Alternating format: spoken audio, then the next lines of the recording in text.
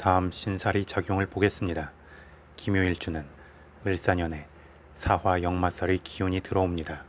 그리고 이 사화 역마살의 기운은 일간기 토에게 정인이 되기에 실제 몸의 움직임보다 마음에서의 분주함이 커질 수 있습니다.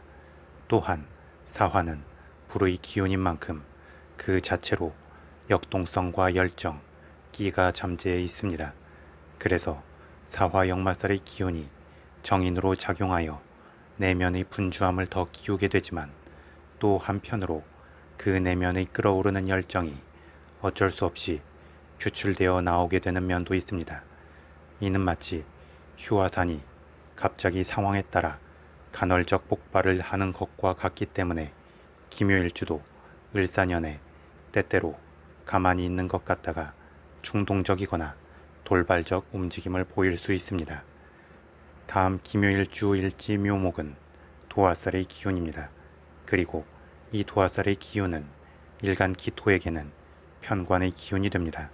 그런 만큼 기묘일주는 기본적으로 다른 사람에게 필요한 존재로 인식되기를 원하고 자신을 필요로 하는 사람들 속에서 존재의 자각을 하게 됩니다. 이는 다른 사람의 기대감을 충족시키기 위해 자신을 더욱 단련하고 관리하는 느낌도 생기게 합니다. 더불어 묘목 도화살의 기운 자체는 움직임이 많은 것은 아니지만 일간 기토에게 편관으로 작용하기에 그에 따른 변화와 변동 그리고 움직임이 생기게 됩니다. 그래서 이러한 기묘일주에게 을사년에 사화 역마살의 기운이 들어온다는 것은 사화 역마살이 정인이기는 하지만 일지의 묘목 편관과 을사년의 천간 을목 편관의 생을 받으면서 작용하기에 역시나 그 내면의 충동성과 활발한 에너지를 완전히 억누르고만 있을 수 없어서 결국 한 번씩 돌발적 행동으로 분출해 나올 수 있습니다. 돌발적인 행동은 주변으로 신선함을 줄 수도 있지만 부정적 구설수를 가져올 수도 있기 때문에 이왕이면 주기적으로 자신의 기운을 흘려주면서 돌발적 변수를 최소화하는 노력이 필요합니다. 다음 12신살의 관점에서 기묘일주 일지 묘목을 기준으로 을사년의 사화는 역마살이 되고 일지 묘목은 장성살이 됩니다. 12신살의 관점에서도 을사년의 사화가 역마살이 된다는 것은 글자만 역마살일 때보다 그 작용력이 더욱 크게 됩니다. 또한 이 사화 역마살의 기운은 두 개의 편관 기운에 의해 생을 받기 때문에 더욱 강력해지는 면이 있습니다. 그런데 이 역마살의 기운이 일간 기토에게 정인이 되기 때문에 긍정적으로 작용하면 많은 생산적 아이디어가 떠오르게 되지만 부정적으로 작용하면 비현실적인 생각들이 꼬리에 꼬리를 물면서 스스로 마음의 피곤함을 자초할 수도 있습니다. 더불어 그 생각 자체에만 머물러 적당히 현실에 안주하게 될 수 있고 주어진 책임을 회피하거나 행동의 타이밍을 놓칠 수 있습니다. 따라서 기묘일주는 을사년을 맞이하여 언제든 상황 변화에 바로바로 대응하고 행동의 적극성을 위해 몸과 마음을 준비시켜야 합니다. 이를 위해서는 규칙적으로 운동과 스트레칭을 하면서 몸을 풀어주고 있으면 좋습니다. 그러면 답답하게 내면으로 몰리는 기운을 순환시키고 풀어주면서 돌발적 행동이나 충동적 행동을 과하게 하지 않도록 균형을 잡아줄 수 있고 책임의 무게가 들어오는 것에 대해서도 회피하지 않고 준비된 상태로 맞이할 수 있게 해줄 수 있습니다. 마지막으로 12운성론의 관점에서 보겠습니다. 설명에 앞서 일간이 무토나 기토일 때 12운성론의 적용에 있어 연해 자평식이 맞냐 명리정종식이 맞냐에 대한 개인적 생각을 말씀드리겠습니다.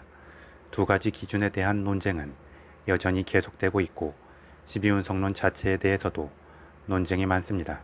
하나의 기준으로 통일되지 않고 논쟁이 있다는 것은 결국 두 가지 모두 맞을 때도 있고 한 가지만 맞을 때도 있으며 두 가지 모두 틀릴 때도 있다는 의미가 된다고 생각합니다.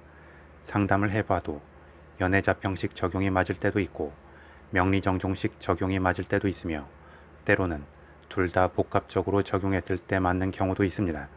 다만 논쟁적인 각각의 기준 모두를 아울러서 설명을 하게 되면 말이 길어질 수 있기 때문에 저는 일단 연애자평식 기준에 근거하여 무토와 기토 일간의 집이운성론 흐름만 설명드립니다. 이는 명리정종식 기준이 틀렸다는 것을 의미하는 것은 아니기에 각자가 두루두루 응용하여 해석해보고 기준을 정하면 될 것 같습니다. 그럼 김효일주의 을사년 12운성론의 관점을 설명드리겠습니다. 김효일주의 일지묘목은 병의 기운이 됩니다. 병은 병상에 누운 환자와 같은 상태입니다. 실제 병이 나서 아프다는 의미는 아니고 병이 난 환자와 같은 마음 상태가 될 수 있음을 의미합니다. 이는 동병상련의 마음으로 다른 사람의 아픔을 공감할 수 있고 측은지심으로 도움을 주고 싶은 마음이 생기기도 합니다.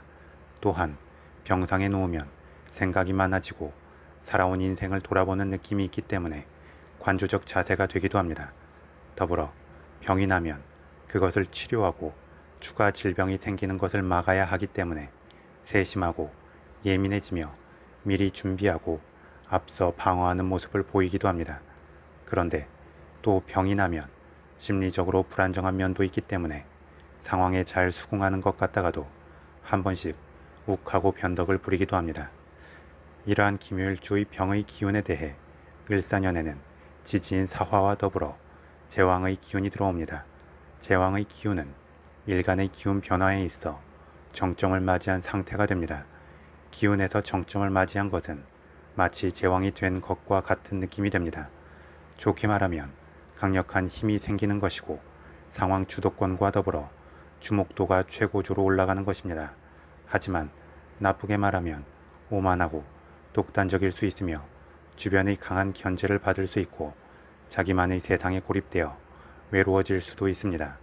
따라서 제왕의 기운 흐름에서는 강한 힘을 발휘하는 것도 좋지만 또 나중을 생각하여 적절한 절제와 주변과의 소통이 필요합니다. 그리고 김효일주의 병의 기운이 제왕의 흐름을 맞이하는 것은 조금은 주눅들고 주변의 눈치를 보며 방어적 태도를 취할 수 있는 김효일주에게 큰 자존감과 배짱을 더해주는 느낌이 됩니다. 이는 마치 어린아이가 모르는 곳의 놀이터에서 혼자 쭈뼛쭈뼛거리다가 자신의 주변에 엄마가 나타나는 느낌이 됩니다. 그만큼 새로운 곳에서도 편안하고 즐겁게 잘 놀 수 있는 면이 생기게 되는 것입니다. 그런데 이 제왕의 기운이 일간 기토에게 정인이 된다는 것은 한편으로 자기 세상에서의 왕으로만 군림하려 하는 모습으로 나타날 수도 있습니다.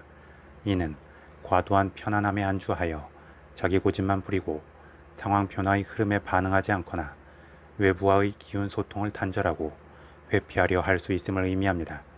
따라서 김효일주는 자기 내면으로 형성되는 강한 기운을 잘 소통시키고 활용하기 위해서 자신의 주도적 힘을 키우기 위한 운동을 함과 동시에 주변과의 관계성을 늘리고 자신의 기운을 적절히 나누려 하면 좋습니다.